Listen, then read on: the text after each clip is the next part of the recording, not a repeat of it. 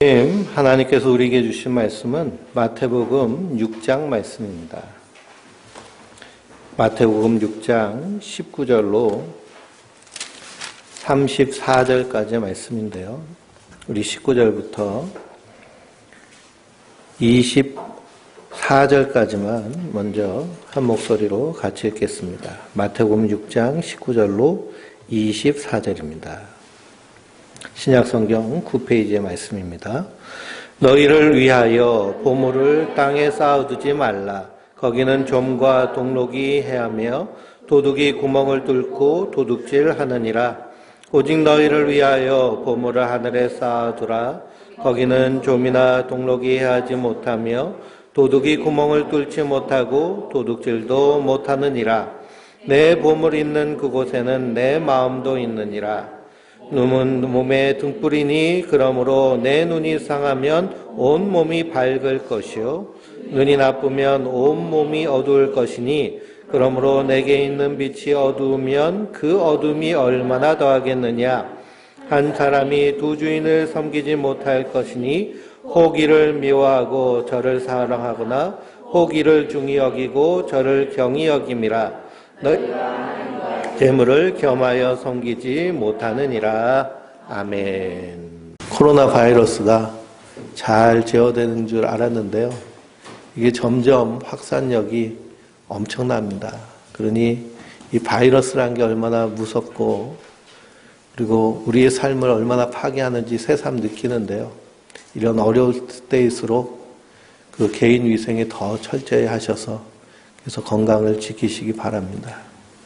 그리고 백신이 개발돼서 이제 우리가 맞을 준비를 하고 있는데요. 그래도 10% 이상은 그 백신이 작용을 안 한다고 그럽니다. 그래서 우리가 항상 조심해야겠고요. 창세기를 읽어보면 요셉이 애굽의 총리가 되어서 그 애굽에 닥친 일이 무엇이냐 하면 7년의 대풍년이 있은 후에 7년의 대흉년이 들었습니다. 그래서 7년의 그 흉년을 하나님께서 준비시키려고 그 요셉을 애굽 땅으로 보내신 것을 우리가 말씀을 통해 알 수 있습니다. 마찬가지로 이 어려운 시대에 하나님이 우리를 부르셔서 이 땅에서 하나님의 사람으로 살게 하여 주시는 그 사명에 대해서 우리가 날마다 확신을 가지고 굳건한 믿음으로 이 땅 가운데 빛과 소금의 역할을 감당할 수 있는 우리 성도님들 되시길 주님의 이름으로 부탁드립니다. 오늘 말씀은 내 보물이 있는 곳에 내 마음이 있느니라 라는 이 말씀입니다. 마태복음 6장은 주님께서 구제에 대해서, 기도에 대해서, 금식에 대해서 먼저 말씀하셨습니다. 참된 구제도요, 참된 기도도, 참된 금식도 그리스도께서 다 이루신 줄 믿습니다. 우리는 주님이 우리를 구제해 주셨고요. 주님이 우리를 위해 기도하여 주심으로 그리고 참된 금식이 되어 주심으로 우리를 구원하여서 하나님 백성 삼으신 줄 믿습니다. 그래서 우리도 주님이 이 땅에서 행하신 그런 구제와 기도와 금식의 그 정신을 깨달아 알고 우리가 사람에게 보이려고 하는 것이 아니라 하나님 앞에 선 자로서 구원받은 성도로서 마땅히 그 정신에 따라서 살아야 될 줄 믿습니다. 항상 그 내용과 뜻과 정신이 중요합니다. 오늘 말씀에도 내 마음에 대해서 말씀하고 있습니다. 내 보물이 있는 곳에 내 마음도 있느니라. 우리 마음이 어디에 있느냐 예수님이 우리에게 묻고 계십니다.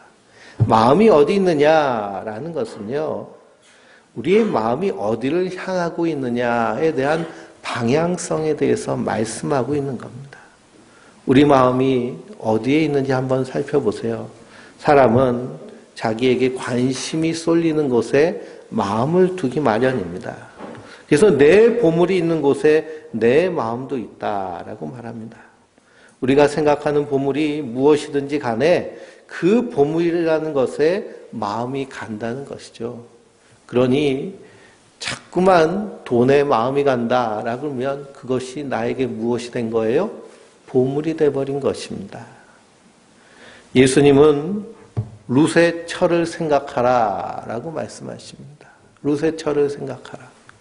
천사가 소돔과 고모라를 하나님께서 불과 유황으로 심판하실 때 롯의 가족을 다 이끌고 손붙잡고서는 그 심판의 자리에서 이렇게 구원하였습니다.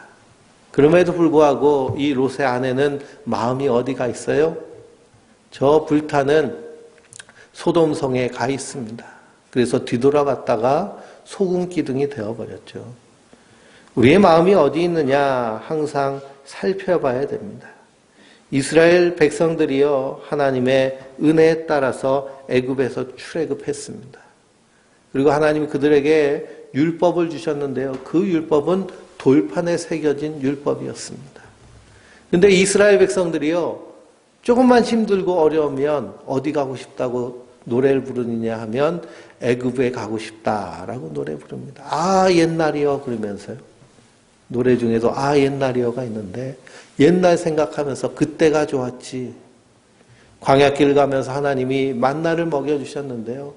그 하늘의 양식을 먹으면서도 아 우리가 애굽의 고기가마 옆에서 배 터지도록 고기를 먹었지라고 그런 얘기합니다. 자기들이 고생했던 그 노예 시절은 생각이 안 나고요. 그런 것만 기억나서 돌판에 새겨진 언약을 가지고 나선 이스라엘 백성들의 마음은 어디에 있었어요? 항상 애굽 땅에 있었습니다. 그래서 그들이 출애굽했지만 진정으로 마음은 출애굽하지 않았습니다. 그래서 하나님께서 선지자들에게 내가 너에게 새 계명을 준다라고 하셨는데요.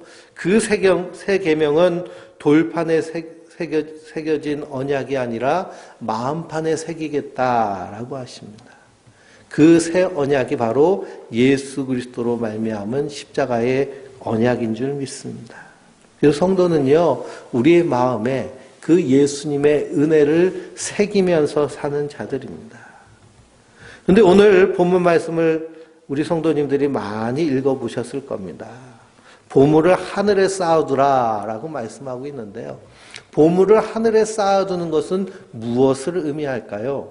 대부분 우리가 어렸을 때부터 설교를 들을 때 이 땅에 쌓아두지 말고 하늘에 쌓아두십시오 라고 하는 설교들은 헌금에 대한 설교들이 많습니다.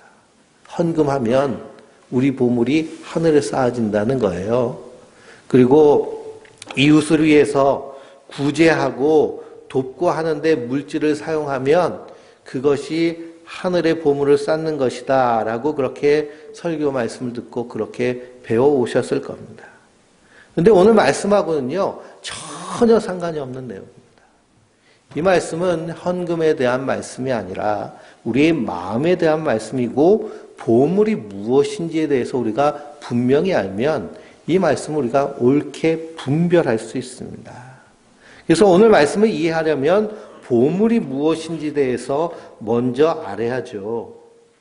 그리고 하늘과 땅이 무엇인지도 알아야 됩니다. 우리가 평상시에 하는 이 언어로 성경을 그대로 해석하면 때로는 잘못 해석할 수가 있습니다. 그래서 성경은 말씀은 말씀으로 해석한다라는 말씀 들어보셨을 텐데요. 성경에서 말씀하고 있는 그 언어를 찾아서 그 의미를 찾으면 우리가 오역하지 않고요. 잘못 해석하지 않습니다. 그래서 보물이란 말씀, 우리가 생각할 때 보물은 자본주의 사회에 살고 있기 때문에 보물하면 당연히 뭐가 최고의 보물이 되는 거예요? 돈이 최고의 보물이 되는 거죠. 금이 가치 있는 이유는 뭐예요? 반짝반짝한 누런 금덩이가 그건 돈으로 바꿀 수 있기 때문에 가치가 있는 겁니다. 그래서 우리는 보물이라고 하면 돈으로 물질적인 가치가 있는 것들을 보물로 여기고 살아갑니다. 그래서 얼마 전에 포스코에서요, 저 남미에 있는 소금 사막을 통째로 샀어요. 소금 사막. 이 남미 땅은요, 특이하게 이 과거에는 아주 몇 억 년 전에는 바닷속에 묻혀있던 땅인데요. 그것이 화산 활동을 하면서 이 지상 위로 올라와서 그래서 바닷물을 그대로 가지고 있는 호수들이 몇 천만 년을 지나면서요, 마르고 말라가지고 사막이 된 소금 땅이 있습니다. 그래서 유윤희 소금 호수 그런 데는 아주 관광지로 유명한데, 그걸 우리나라 그 포스코가요, 통째로 수천억을 주고 샀어요. 왜 그 쓸모도 없는 소금 사막을 수천억 주고 샀느냐 했더니 거기에 이유가 있습니다. 거기에 그 소금에 니켈이 많이 함유되어 있어요. 니켈을 가지고 뭘 만드느냐 하면 요즘 전기 자동차 그 배터리 있죠. 배터리의 원료 중에 가장 비싼 원료가 니켈이라고 그럽니다. 그러니 그것이 사람 눈에는 이게 그냥 사막같이 쓸모없는 땅인데 이 돈 버는 사람들 눈에는요, 이게 다 돈이 되는 거죠. 그러니 자본주의에 우리가 살면서 보물이다라고 하면 결국 이 땅에서 잘 먹고 잘 살기 위한 것들이 우리에게는 보물로 다가옵니다. 근데 성경은요, 그런 것들을 보물이라고 얘기하지 않습니다. 그래서 성경은 무엇에 대해서 보물이라고 말씀하고 계시느냐? 신명기 33장을 찾아보면 여기 이런 말씀이 있습니다.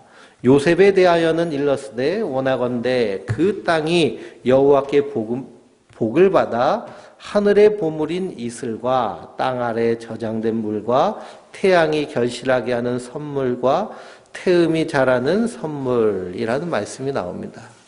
그러니 하늘의 보물인 이슬이 하늘의 보물이라는 거예요.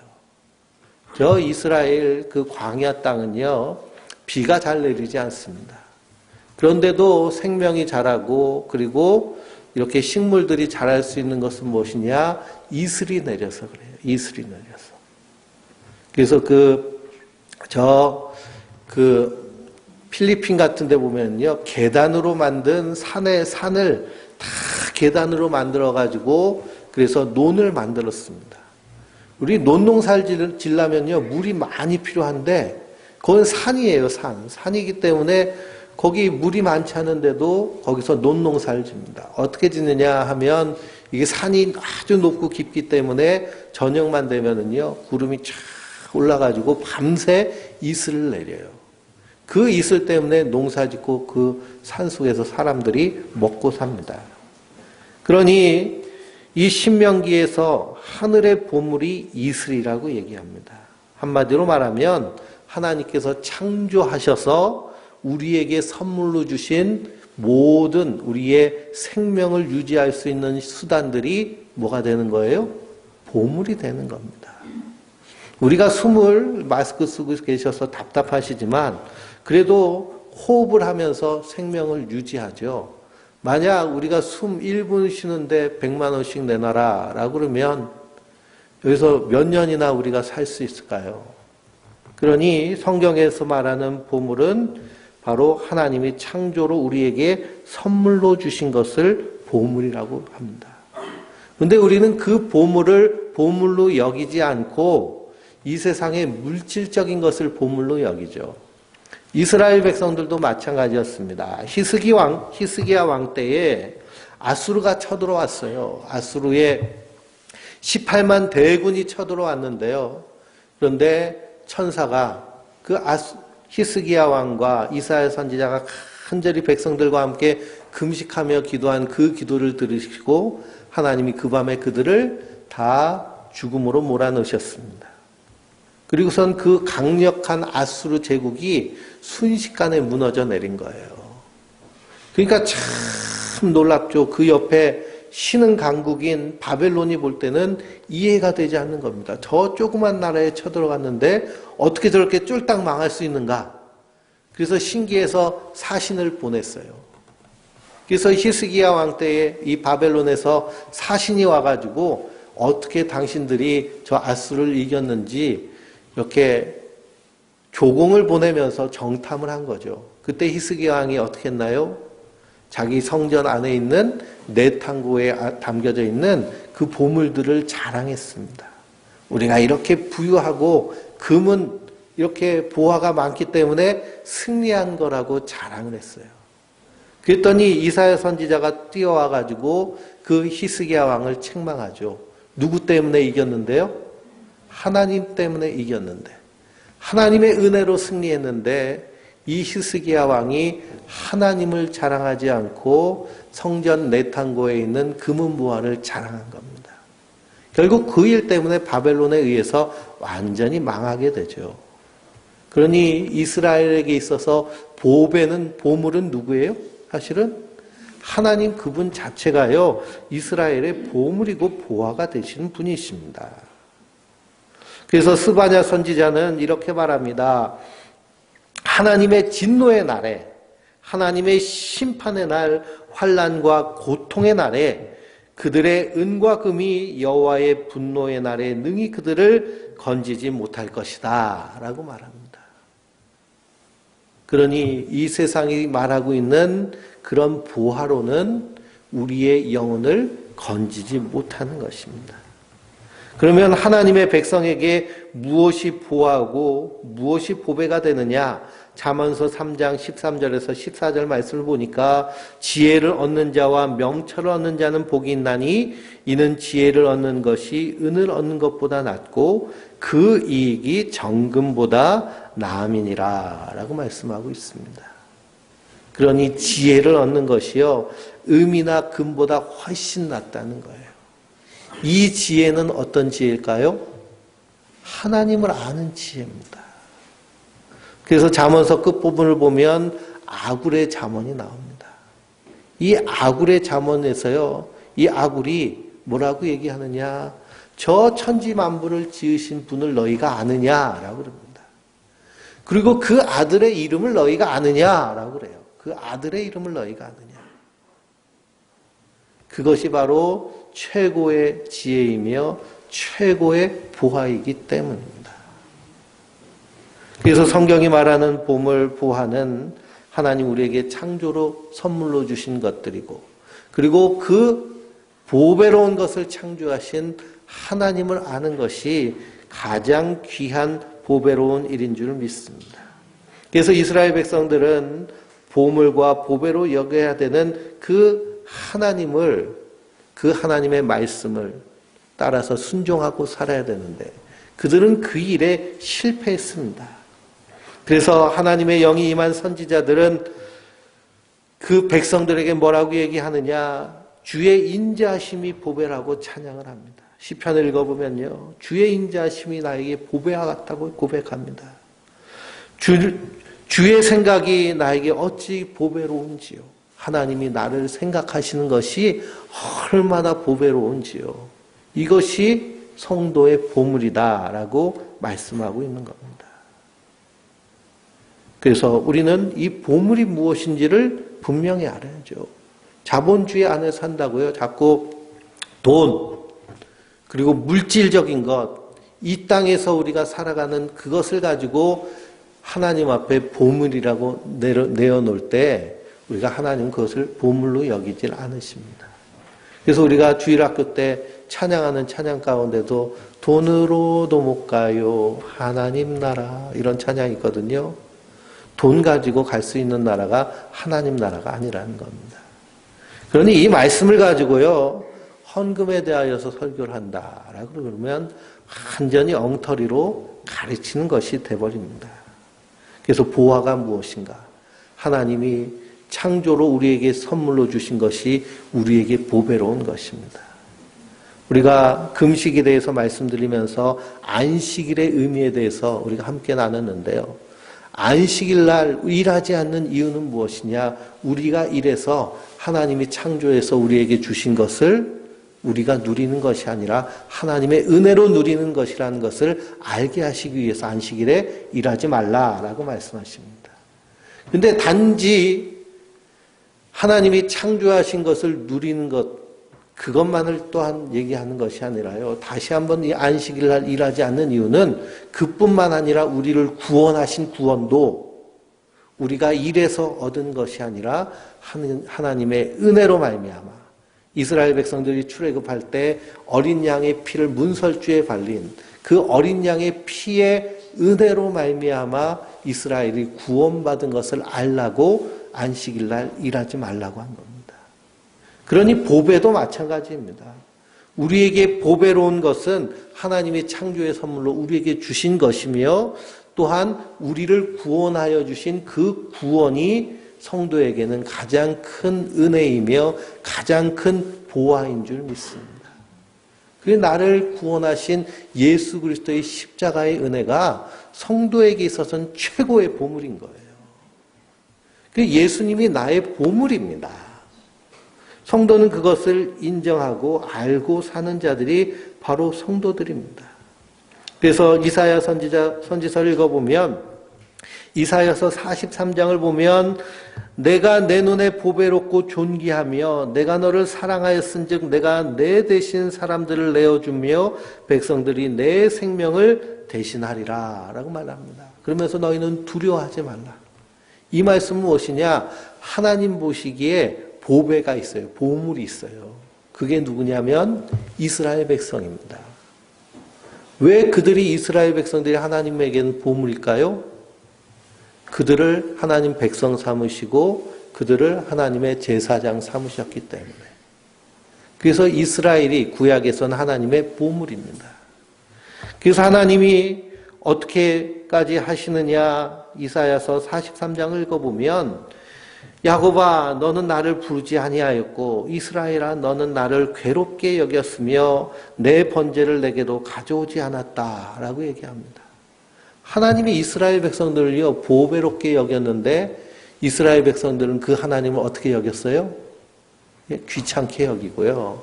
그리고 그냥 하나님을 이용하는 도구로만 여겼습니다. 그럼에도 불구하고 하나님이 뭐라고 말씀하시느냐?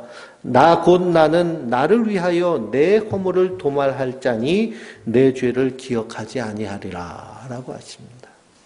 그러니 하나님이요 이스라엘 백성들에게 새 영을 부어주시고 그리고 하나님의 일꾼을 보내어서 너희를 새롭게 하여서 그래서 너희 죄를 깨끗하게 너희 허물을 깨끗하게 씻고 너희 죄를 기억하지 않겠다라고 하나님께서 구원을 선포하십니다. 그러니 보물과 보배에 대해서 제가 말씀을 드렸는데요. 하나님으로부터 오는 것이 우리에게는 보배로운 것입니다. 그리고 하나님 보시기에는 보배로운 보물이 있는데 그게 누굴까요? 그게 누구예요? 예수 그리스도로 구원받은 성도가 하나님 보시기엔 보배로운 보물입니다. 이스라엘을 보물로 여기셨듯이 예수 그리스도로 말미암아 구원받은 성도를 보배로 여기십니다. 그래서 고린도후서 4장 7절 말씀을 보면 우리가 이 보배를 질그릇에 가졌으니 이는 심히 큰 능력은 하나님께 있고 우리에게 있지 아니함을 알게 하려 함이라 라고 말씀하십니다. 우리가 질그릇은 바로 우리를 말하는 것인데요. 질그릇 같은 우리에 무엇이 담겨져 있어요? 보배가 담겨져 있어요. 보배가 바로 누구를 얘기하는 거예요? 예수님을 말씀하신 겁니다. 예수님이 내 안에 계실 때요. 나는 질그릇같이 연약하고 그리고 별 볼 일 없는 존재인 것 같지만 하나님 보시기에 우리의 존재는 어떤 존재가 되는 거예요? 보배로운 존재가 되는 거예요. 이것이 바로 성도의 가치입니다. 그러니 보물은 누구예요? 보물은 나 자신이요. 하나님의 보물입니다. 그러니 내 부활을 어디에다 쌓아두라고 그래요? 하늘에 쌓아두라고 그래요. 우리는 이 질그릇에 보배를 담은 자들입니다. 그래서 이 땅을 살지만 어디를 소망하며 사는 자들이에요? 하늘을 소망하며 사는 자들이에요. 그래 하늘에 쌓아두라라는 것은 우리의 본향이 하늘에 있음을 믿고 이 땅에서 믿음으로 하나님 나라를 미리 살아가는 모습이 바로 하늘의 부활을 쌓는 성도의 모습인 줄 믿습니다. 그러니 우리의 마음이 항상 어디를 향해야 될까요? 우리의 마음이 항상 하늘을 향해야 되고 우리의 마음이 항상 예수님을 향해야 될 줄 믿습니다. 내 보물이 있는 그곳에 내 마음이 있느니라. 예수님이 우리의 최고의 보물이 되기를 하나님 원하십니다. 나를 구원하시고 저 영원한 하나님 나라를 약속하신 그 은혜를 우리가 항상 마음속에 예수님 하나님과 함께 보물로 간직하며 그것을 소망하며 바라보기를 원하시는 것이 하나님의 뜻인 줄 믿습니다. 그래서 사도 바울도 우리가 이 보배를 질그릇에 가졌다. 그래서 힘이 큰 능력이 누구에 있어요? 하나님께 있다는 겁니다. 이 보물을 가진 베드로는 금과 은은 내게 없거니와 내게 있는 것으로 내게 주노니 곧 나사렛 예수의 이름으로 일어나 걸으라. 왜 그러냐? 내게 있는 이 보물은 세상의 어떤 것도 이기며 승리할 수 있는 하나님의 능력이며 강력이기 때문인 줄 믿습니다. 그러니 이것이 내게 예수 그리스도가 나의 보물이고 부하다라는 것을 아는 것이요 하나님의 은혜인 줄 믿습니다. 그래서 22절 말씀에 눈은 몸의 등불이니 그러므로 내 눈이 성하면 온몸이 밝을 것이다 라고 말합니다. 그러니 우리의 눈이요 활짝 밝혀져야 될 줄 믿습니다. 성령께서 우리의 눈을 열어주셔야 될 줄 믿습니다. 마가복음을 읽어보면요 예수님께서 제자들에게 말씀하신 후에 꼭 한 기적이 있으신데 그건 뭐냐? 맹인의 눈을 열어주시는 기적을 행하십니다. 맹인의 눈을 열어주시면서 에바다 하시잖아요. 에바다 열려라. 우리가 예수 그리스도 안에서요 날마다 우리의 눈이 활짝 열려야 될 줄 믿습니다. 요한복음 1장을 읽어보면 태초에 말씀이 계신데 그 말씀이 하나님과 함께 계신 창조의 그러한 하나님의 능력 되신 그리스도신데 그 말씀이 이 세상에 오셨는데 무엇으로 오셨어요? 빛으로 오셨어요. 빛으로. 그 말씀의 빛이 우리에게 환하게 비춰질 때 우리의 가치와 존재가 분명하게 깨달아지는 줄 믿습니다. 우리가 다 하나님 앞에 뭐가 되는 거예요? 하나님 앞에 보물입니다. 요한계시록 21장을 읽어보면요 새하늘과 새 땅 천국에 대한 말씀이 나오는데 그 천국은 다 뭘로 지어져 있어요? 금은 보와 보석으로 지어져 있습니다. 그래서 천국 문은 뭘로 만들어졌어요? 진주로 만들어져 있고 바닥은 다 뭘로 돼 있어요? 순금으로 번쩍번쩍하고 집들은 그냥 보석으로 지어졌고 근데 생각해 보세요. 사람이 그런 데서 살면 살 수 있을까요? 우리 교회 벽을요 다 순금으로 다 도배를 했다고 생각해 보세요. 그리고 불을 쫙 피면은요 눈부셔가지고요 우리가 제대로 생활을 하지 못합니다. 천국을 이렇게 보배롭고 순금으로 만들었다는 건 천국이 이렇게 순결하고 하나님 나라를 이렇게 보배로운 것을 의미하는데요. 누가 보배라고 그랬어요? 우리가 하나님 앞에 보배입니다. 그러니 천국은 어떤 건물의 개념이 아니라 우리 성도 한 사람 한 사람이 하나님 안에서 하나된 모습이 천국의 모습인 줄 믿습니다. 그 천국은 예수님이 이 땅에 오실 때 완성될 거지만 우리가 이 땅에서 천국을 미리 맛보며 사는 공동체의 모습이 교회의 모습인 줄 믿습니다. 그러니 우리가 날마다 잊지 말아야 될 건 뭘까요? 예수님이 나의 보배구나. 하나님이 예수님이 나의 보배로 질그릇에 예수님이 담겨져 있는 그 모습을 가장 귀한 보배로 여기시는구나. 세상 사람들은 그 사람이 가진 재물이나 능력이나 그 자리를 통해서 사람을 판단하지만 하나님은 우리 안에 무엇이 들어있는가를 보고 판단하시는 줄 믿습니다. 우리 안에 누가 들어있어야 돼요? 예수님이 들어있는 그 모습이 가장 보배롭고 아름다운 모습인 줄 믿습니다. 그래서 사도 바울은 고린도후서 4장에 우리가 낙심하지 아니하노니 우리의 겉사람은 낡아지나 우리의 속사람은 날로 새롭도다. 왜 그럴까요? 내 안에 예수님이 계시니 우리의 육신의 장막이 무너지면 하나님께서 썩지 아니하고 무너지지 아니하는 부활의 영광스러운 몸을 입혀주시고 하나님 나라를 우리를 영접하여 주실 것이기 때문입니다.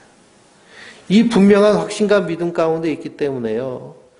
온 마음이 예수 그리스도를 향하여서 그래서 이전에 알고 있었던 모든 지식들을 다 뭐처럼 버렸다고 그래요? 배설물처럼 버렸다라고 이렇게 고백을 합니다.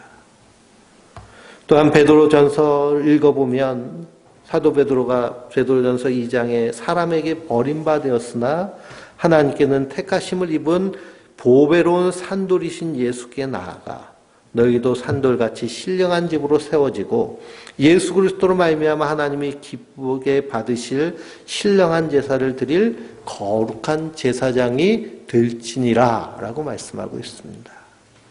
예수, 세상 사람들은요 건축자가 버린 돌처럼 그렇게 쓸모없게 생각합니다. 그런데 눈이 환하게 밝아진 성도들은 이 세상에서 가장 보배로운 보물이 뭐예요? 예수님입니다. 예수님.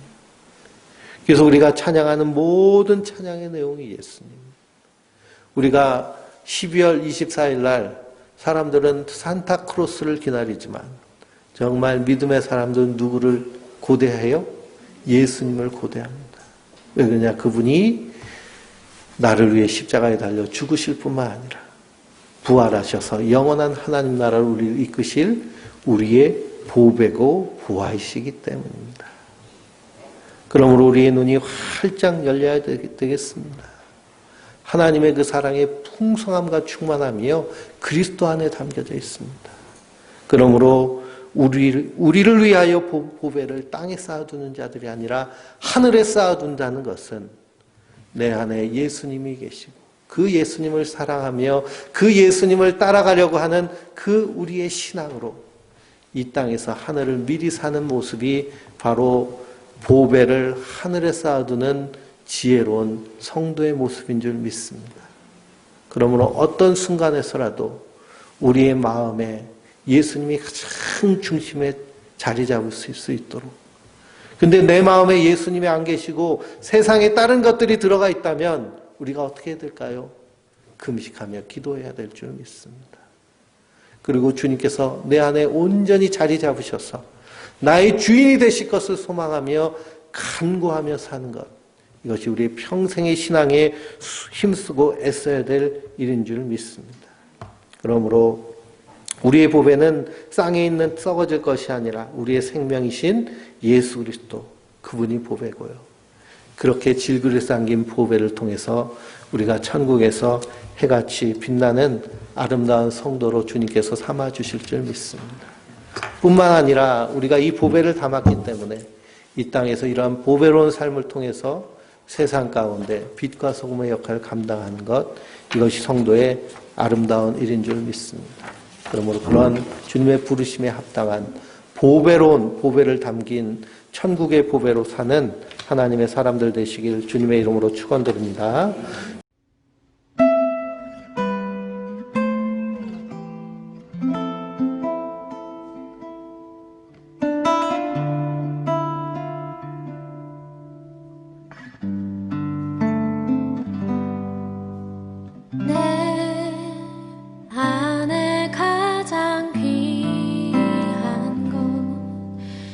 예수를 알미라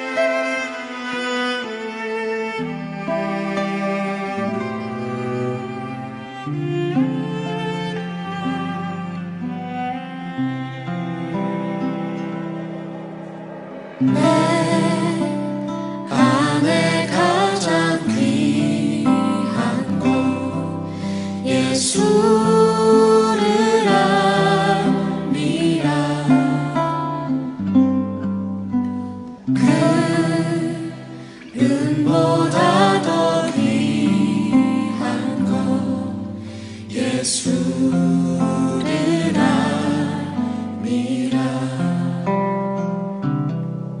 세상 지식보다 귀한 것 예수를 알미라. 내 안에 가장 귀한 것 예수